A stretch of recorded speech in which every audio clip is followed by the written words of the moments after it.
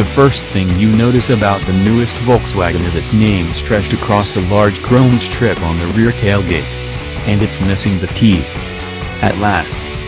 It should be called the AtLast because it's a good decade and a half overdue. Then again, given the tongue-twisted names of other VW crossovers, Touraeg, Tiguan, maybe we shouldn't complain. Alas, the AtLast is the latest entry in the crowded midsize 3-row, 7-seat SUV segment. It competes directly with the Ford Explorer, Honda Pilot, Toyota Highlander, Mazda CX-9, and, to some extent, the 5-passenger Jeep Grand Cherokee. It also looks like many of those vehicles. Or most of them. In fact, the AtLast looks like everything and nothing, just like one of those renderings used in insurance companies' advertisements. Its styling is inoffensive but also devoid of any clear family resemblance to other VW products. And it's huge by VW standards. The AtLast is 9.5 inches longer than the Touraeg, and its rear seat does something few of its competitors do: it fits full-size adult human beings. This isn't a 7-seater just on paper, and accessing the rearmost 2 seats is fairly easy, thanks to a middle row that slides and tilts forward. That's a good thing because there's a new Tiguan on its way to take up 5-passenger duty. The AtLast is also far less expensive than the Touraeg, and many of its competitors, starting at just $31,425. That's a theoretical price, though, because it's for a base model that won't be available at launch and in a spec few will want. The base AtLast uses VW's 2.0-liter Turbo 4, sending 235 horsepower and 258 pounds-to-foot to the front wheels only. Most AtLast customers will wind up with a 3.6-liter VR6, narrow-angle V6, under the hood. Excluding a limited availability launch model, the AtLast realistically starts at $35,915 for front drive and $37,715 for all-wheel drive. That puts it in the ballpark of the established players, albeit with a small premium over a comparably equipped Honda Pilot. With a claimed curb weight of 4,502 pounds, the AtLast is a heavyweight.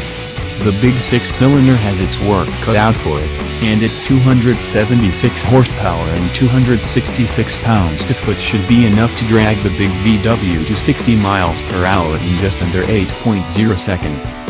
Thankfully the VR6 sounds better than any of the V6s in this class, and it's commendably smooth and quiet in its operation. The sole transmission, an 8-speed automatic supplied by Ein, shifts smoothly, but a huge gap between second and third gears leaves the AtLast without an ideal passing gear when you need it most, in the 45 to 65 mile/hour range.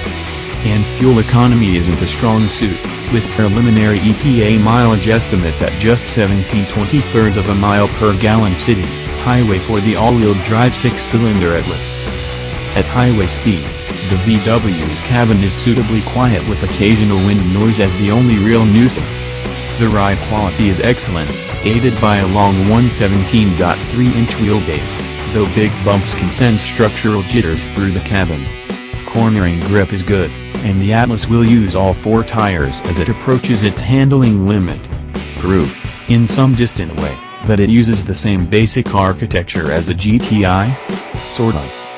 Where a GTI is dripping with personality, the AtLast just isn't. Our test car's interior was a sea of black plastic and vinyl with Volkswagen's trademark no-nonsense interior design. The primary ergonomics are excellent, the touchpoints, steering wheel, armrests, are padded, and the seats themselves are all-day comfortable, but many trim pieces use hard, ungrained, cheap-feeling plastic. And although the new infotainment screen is slickly integrated behind touch-sensitive glass, the navigation system is, in typical VW fashion, nicked gut.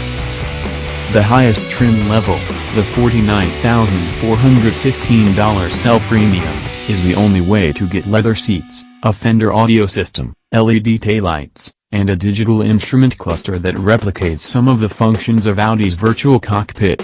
It's not worth it. The vinyl seats are fine, the taillights are for the enjoyment of those behind you, and the digital dash doesn't offer much real benefit. Lesser equipped models are just fine. All AtLases come with full LED front lighting. For example, a full suite of semi-autonomous driving aids is available, including active cruise control with stop-and-go functionality. The Atlas' only major miss is that it has no single standout feature. Without the Mazda CX-9's interior quality and exterior styling, the Hyundai Santa Fe's 100,000-mile warranty, the Ford Explorer's available EcoBoost power, and the Honda Pilot's and Toyota Highlander's perceived reliability, we wonder how exactly Volkswagen will attract customers. That old German engineering tagline is a tough pill to swallow in the days after Dieselgate, and especially on an SUV designed specifically for and built in America. This is a crowded segment full of established players, and the Atlas is a fine entry, but a wallflower arriving late to the party will have a hard time getting noticed. Let's hope VW comes up with some clever way of marketing its new, biggest ever SUV. Maybe they should have called it the AtLast after all.